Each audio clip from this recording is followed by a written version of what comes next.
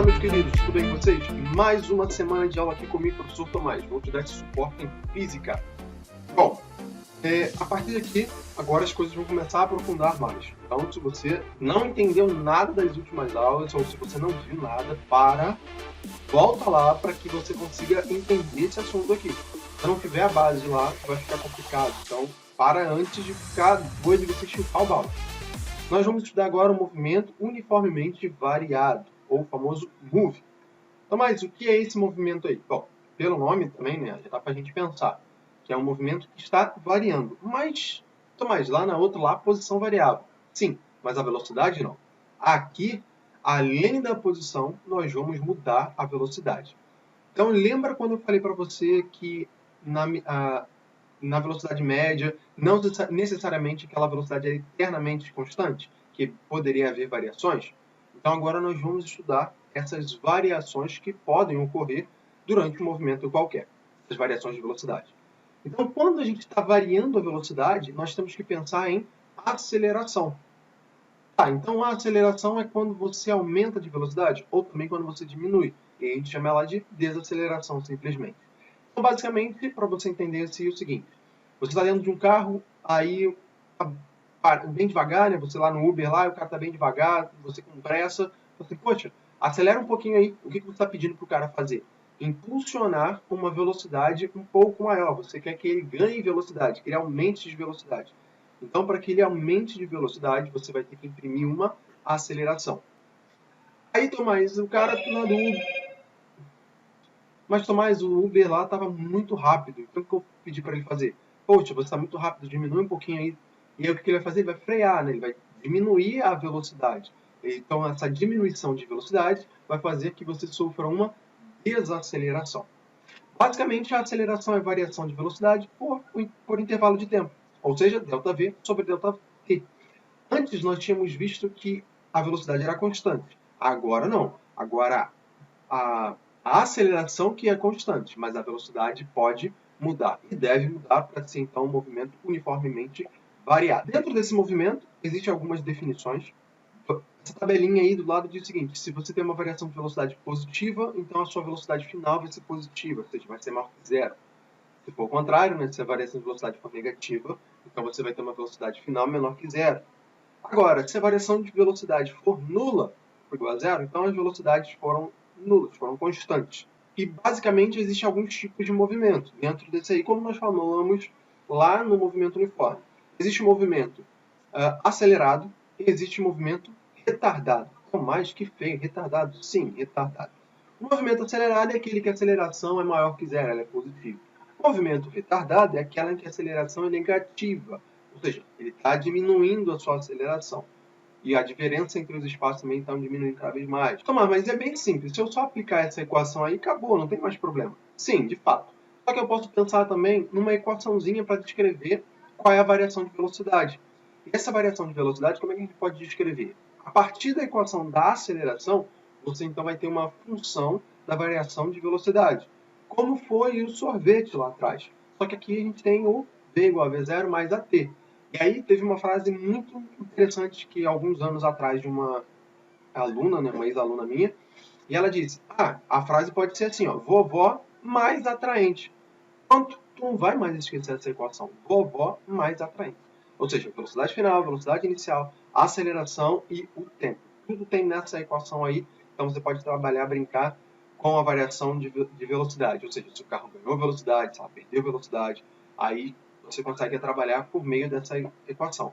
E note que ela vai ser característica similar também numa função de primeiro grau. Então ela vai ser linear, o gráfico para a variação de velocidade.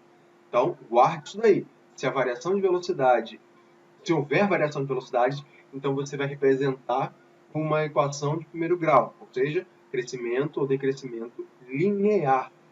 Já se a aceleração for nula, a velocidade vai ser constante, não vai alterar, e a gente volta lá para as condições do movimento uniforme. Agora vamos pensar no espaço. Já que a velocidade está aumentando, então o meu espaço também vai crescer, concorda comigo? Então, à medida que a minha velocidade aumenta, eu vou conseguir andar muito mais.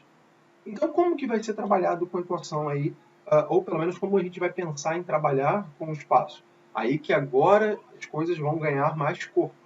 Agora nós vamos pensar na variação do espaço por meio dessa equação grande que você está vendo aí. Nada mais é que uma equação de segundo grau. Ou, como é que a gente já trabalha com ela? Sorvetão, beleza? Então, o sorvetão é definido com dessa forma que você está vendo aí. Simplesmente uma forma de você trabalhar com a equação de segundo grau. Se você sabe trabalhar com as equações de segundo grau, essa equação não vai ser tão misteriosa assim. Mas eu não sei. Então, tem que parar esse ponto para você tentar ver lá como é que funciona as equações de segundo grau, para então você aplicar de forma correta. Não é difícil, tá? Mas tem que tomar cuidado. Então, mas nessa equação, o que eu vou determinar? Você pode determinar infinitas coisas. De cara, o que você vai determinar aí é a posição final do corpo. Mas, normalmente as questões elas pedem para você determinar o tempo. E o tempo você vai descobrir a partir das raízes. Então, se você tem lá na matemática que o x era a raiz, aqui o seu tempo vai ser a raiz da função. Ela que vai descrever os pontos fundamentais, né? Onde a partícula chegou no ponto zero. Ou seja, onde ela cortou o eixo das abscissas. Ok? Mas como é que funciona os gráficos de uma equação de segundo grau? Ou pelo menos como é que funciona o comportamento do movimento de uma partícula no movimento uniformemente variado? Se eu tiver movimentos acelerados, então ela vai descrever uma parábola com cavidade para cima, ou seja, aceleração é positiva. Por exemplo, aí ele fala, sai de uma posição alta, chega numa posição mais baixa, né, como se estivesse voltando, regredindo, e depois ele continua subindo de novo. Então, é simples assim. Se for uma aceleração negativa, ou seja, movimento retardado, é só você inverter essa concavidade, você para baixo. Então as posições podem crescer, mas também vai diminuir em um determinado intervalo de tempo. E à medida que ele passou por um tempo definido aí, ele só vai diminuir a posição. Então, simples, não tem muito mistério. Se você sabe trabalhar com a equação de segundo grau. Se tu não sabe, sinto lhe dizer que você tem que aprender a mexer com essas equações de segundo grau, para então você conseguir fazer todo o trabalho, fazer todo o comportamento físico para essa partícula.